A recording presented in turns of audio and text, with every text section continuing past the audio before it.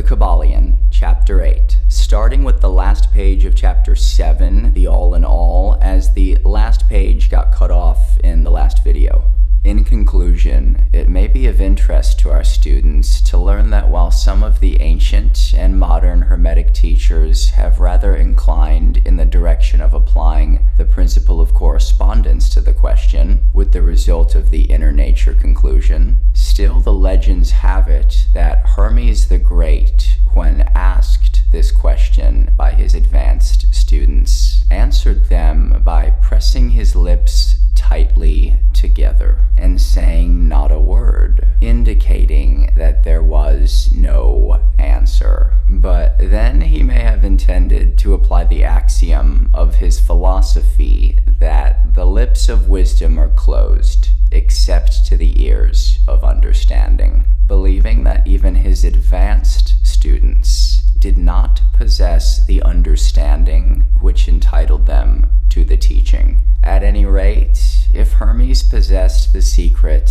he failed to impart it, and so far as the world is concerned, the lips of Hermes are closed regarding it. And where the great Hermes hesitated to speak, what mortal may dare teach? But remember that whatever the answer to this problem, if indeed there be an answer, the truth remains that while the all is in the all, it is equally true that the all is in all. The teaching on this point is emphatic, and we may add the concluding words of the quotation. To him who truly understands this truth hath come great knowledge. Chapter 8, the Planes of Correspondence. As above, so below. As below, so above.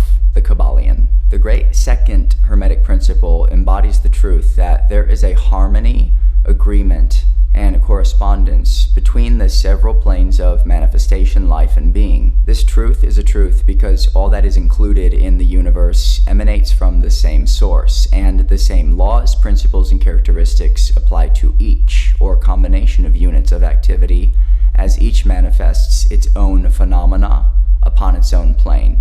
For the purpose of convenience of study and thought, the Hermetic philosophy considers that the universe may be divided into three great classes of phenomena, known as the three great planes, namely 1. The great physical plane, 2. The great mental plane, 3. The great spiritual plane. These divisions are more or less artificial and arbitrary, for the truth is that all of the three divisions are but ascending degrees of the great scale of life, the lowest point of which is undifferentiated matter, and the highest point that of spirit. And moreover, the different planes shade into each other, so that no hard and fast division may be made between the higher phenomena of the physical and the lower of the mental, or between the higher of the mental and the lower of the physical.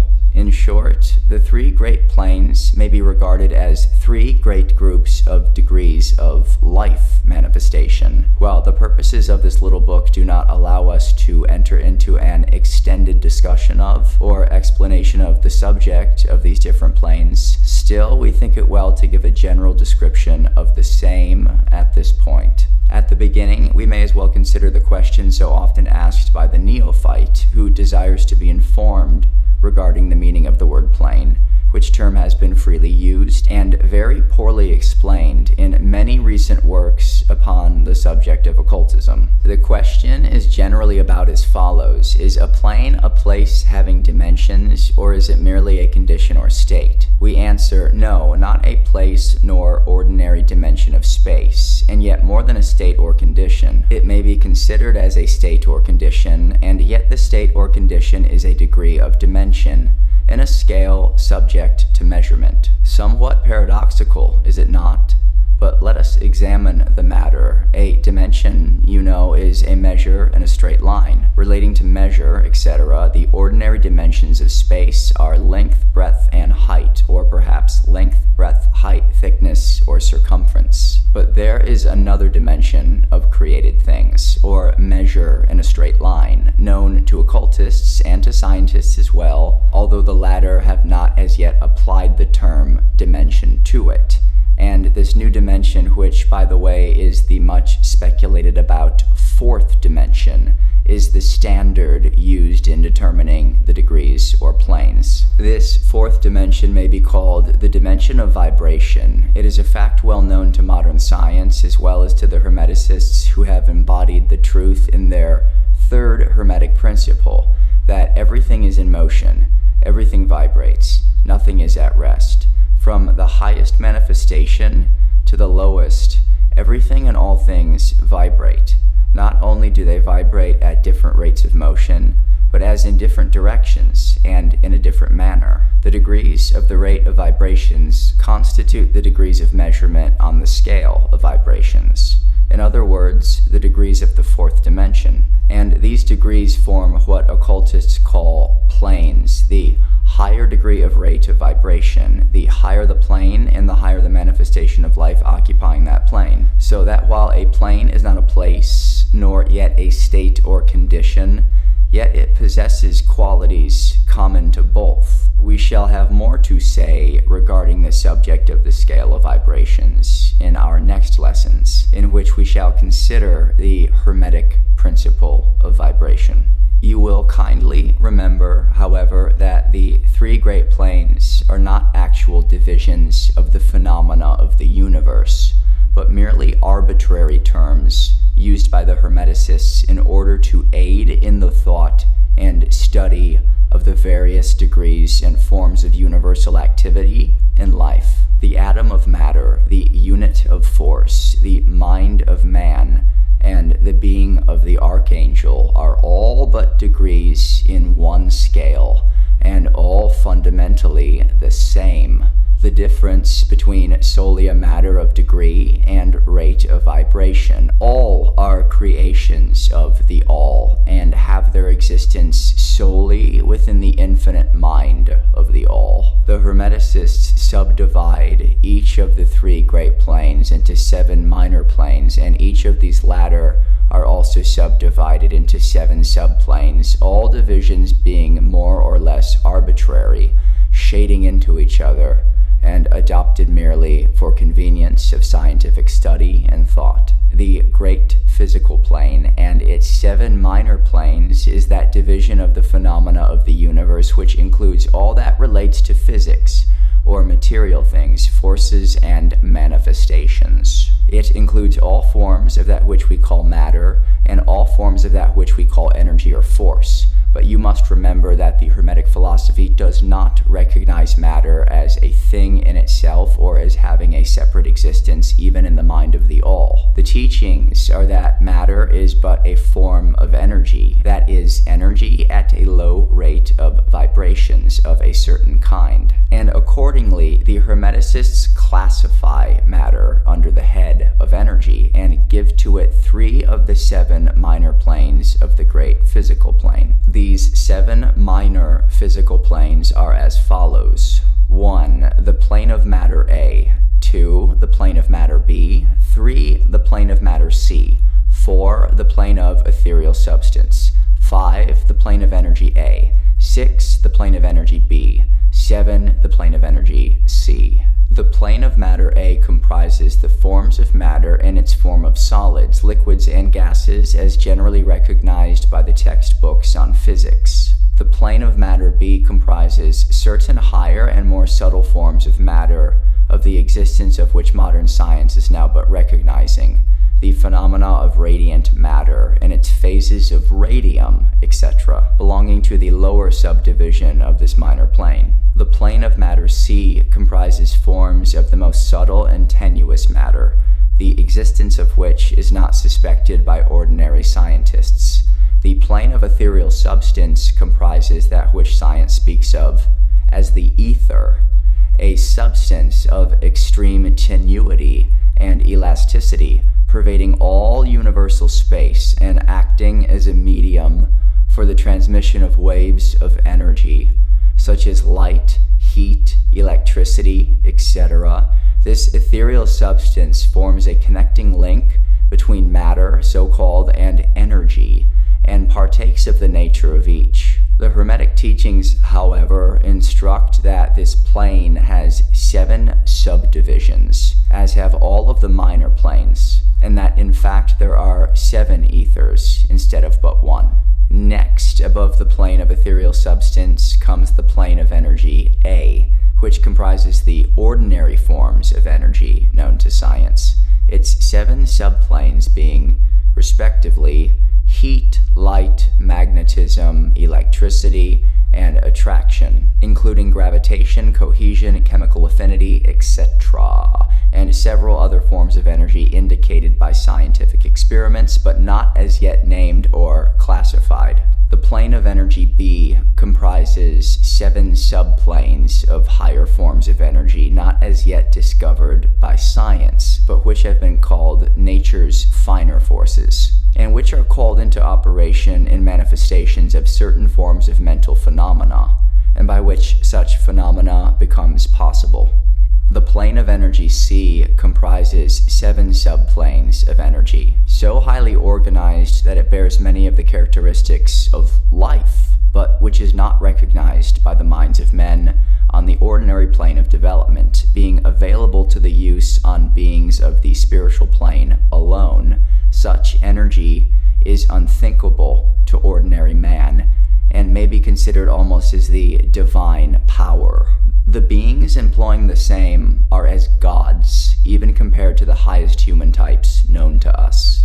The great mental plane comprises those forms of living things known to us in ordinary life, as well as certain other forms not so well known except to the occultist. The classification of the 7 minor mental planes is more or less satisfactory and arbitrary, unless accompanied by elaborate explanations which are foreign to the purpose of this particular work, but we may as well mention them. They are as follows. 1. The plane of mineral mind. 2. The plane of elemental mind A. 3. The plane of plant mind. 4. The plane of elemental mind B. 5. The plane of animal mind. 6. The plane of elemental mind C. 7. The plane of human mind. The plane of mineral mind comprises the states or conditions of the units or entities or groups and combinations of the same, which animate the forms known to us as minerals, chemicals, etc.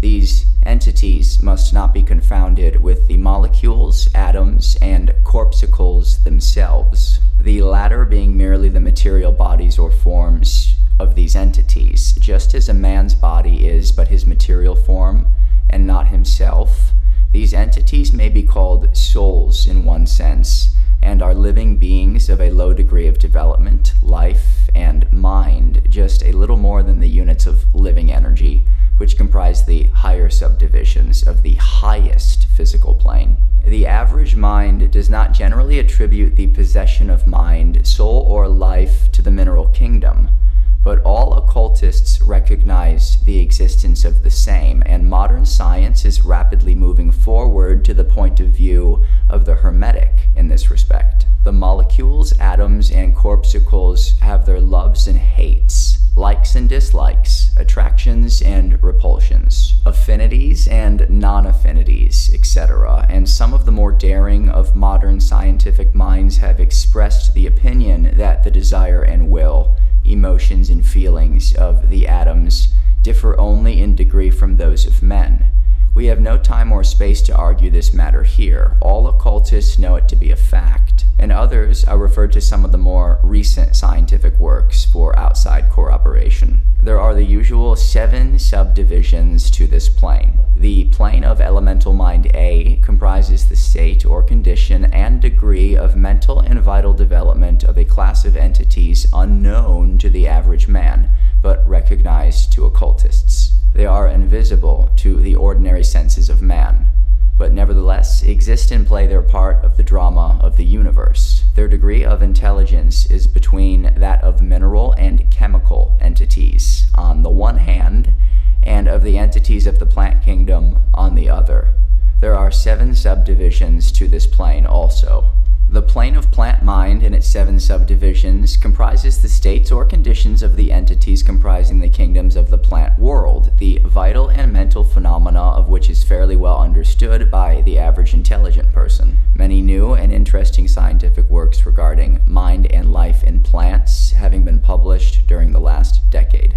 Plants have life, mind, and souls, as well as have the animals man and Superman.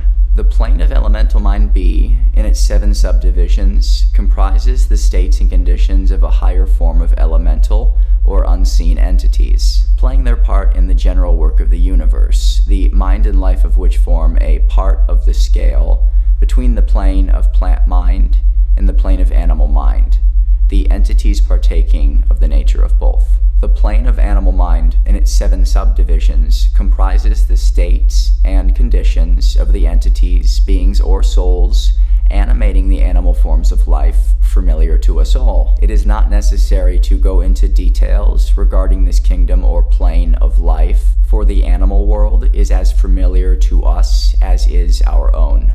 The plane of elemental mind C, in its 7 subdivisions, comprises those entities or beings invisible, as are all such elemental forms which partake of the nature of both animal and human life in a degree and in certain combinations. The highest forms are semi-human in intelligence. The plane of human mind in its 7 subdivisions comprises those manifestations of life and mentality which are common to man in his various grades, degrees, and divisions.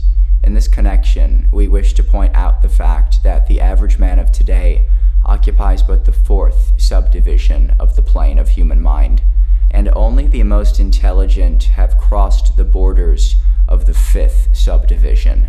It has taken the race millions of years to reach this stage, and it will take many more years for the race to move on to the 6th and 7th subdivisions and beyond.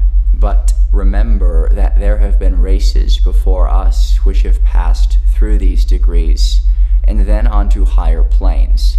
Our own race is the 5th, with stragglers from the 4th, which has set foot on the path. And then there are a few advanced souls of our own race who have outstripped the masses and who have passed on to the 6th and 7th subdivisions, and some few being still further on. The man of the 6th subdivision will be the Superman. He of the 7th will be the Overman. In our consideration of the 7 minor mental planes, we have merely referred to the 3 elementary planes in a general way. We do not wish to go into subject in detail in this work, for it does not belong to the part of the general philosophy and teachings. But we may say this much in order to give you a little clearer idea of the relations of these planes to the more familiar ones. The elementary planes bear the same relation to the planes of mineral, plant, animal, and human mentality and life that the black keys on the piano do to the white keys. The white keys are sufficient to produce music, but there are certain scales, melodies, and harmonies in which the black keys play their part, and in which their presence is necessary. They are also necessary as connecting links of soul condition, entity, states, etc., between the several other planes, certain forms of development being attained therein. This last fact giving to the reader who can read between the lines a new light upon the process of evolution, and a new key to the secret door of the leaps of life between kingdom and kingdom. The great kingdoms of elementals are fully recognized by all occultists, and the esoteric writings are full of mention of them. The readers of Bueller, Sinoni, and similar tales will recognize the entities inhabiting these planes of life. Passing on from the great mental plane to the great spiritual plane, what shall we say? How can we explain these higher states of being, life, and mind to minds as yet unable to grasp and understand the higher subdivisions of the plane of human mind? The task is impossible. We can speak only to the most general terms. How may light be described to a man born blind? How sugar to a man who has never tasted anything sweet?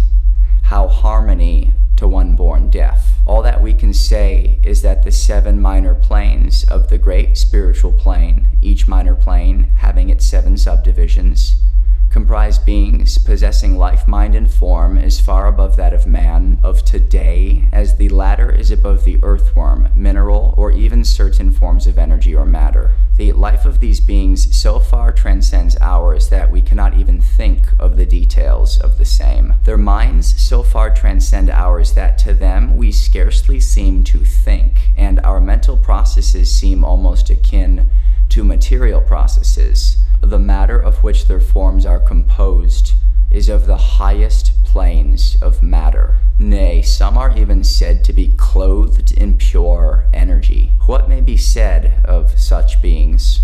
On the 7 minor planes of the great spiritual plane exist beings of whom we may speak of as angels, archangels, demigods.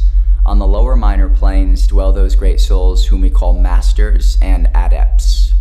Above them come the great hierarchies of the angelic hosts, unthinkable to man, and above those come those who may without irreverence be called the gods. So high in the scale of being are they, their being, intelligence, and power being akin to those attributed by the races of men to their conceptions of deity. These beings are beyond even the highest flights of human imagination, the word divine being the only one applicable to them. Many of these beings, as well as the angelic host, take the greatest interest in the affairs of the universe and play an important part in its affairs. These unseen divinities and angelic helpers extend their influence freely and powerfully in the process of evolution and cosmic progress. Their occasional intervention and assistance in human affairs have led to the many legends, beliefs, religions, and traditions of the race, past and present. They have superimposed their knowledge and power upon the world again and again, all under the law of the all, of course. But yet even the highest of these advanced beings exist merely as creations of and in the mind of the all, and are subject to the cosmic processes and universal laws. They are still mortal. We may call them gods if we like, but they are but the elder brethren of the race, the advanced souls who have outstripped their brethren, and who have foregone the ecstasy of absorption by the all in order to help the race on its upward journey along the path. But they belong to the universe and are subject to its conditions.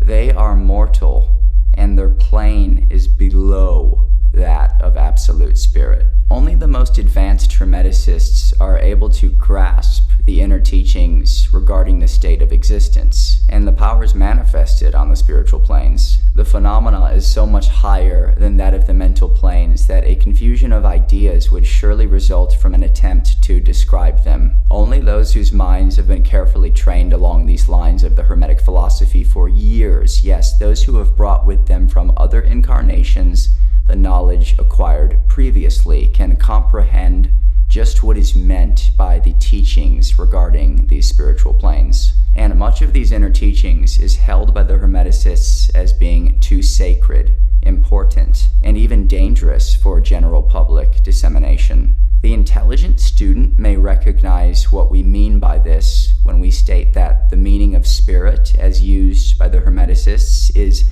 akin to living power, animated force, inner essence, essence of life, etc., which meaning must not be confounded with that usually and commonly employed in connection with the term, i.e. religious, ecclesiastical, spiritual, ethereal, holy, etc., etc. To occultists, the word spirit is used in the sense of the animating principle, carrying with it the idea of power, living energy, mystic force, etc.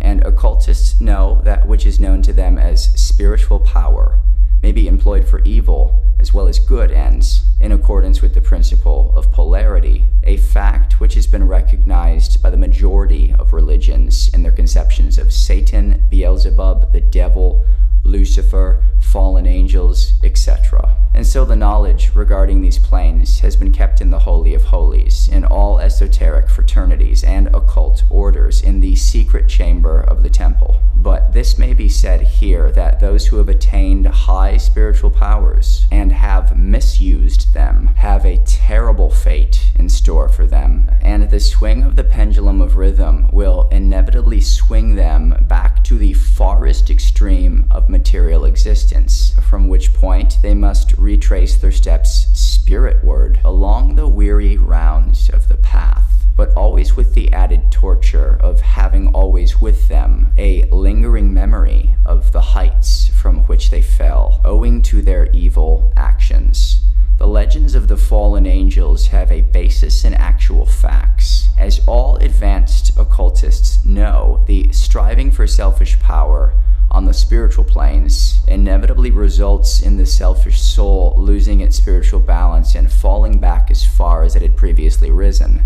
But to even such a soul, the opportunity of a return is given, and such souls make the return journey, paying the terrible penalty according to the invariable law. In conclusion, we would again remind you that according to the principle of correspondence, which embodies the truth, as above so below, as below so above, all of the 7 Hermetic principles are in full operation on all of the many planes, physical, mental, and spiritual.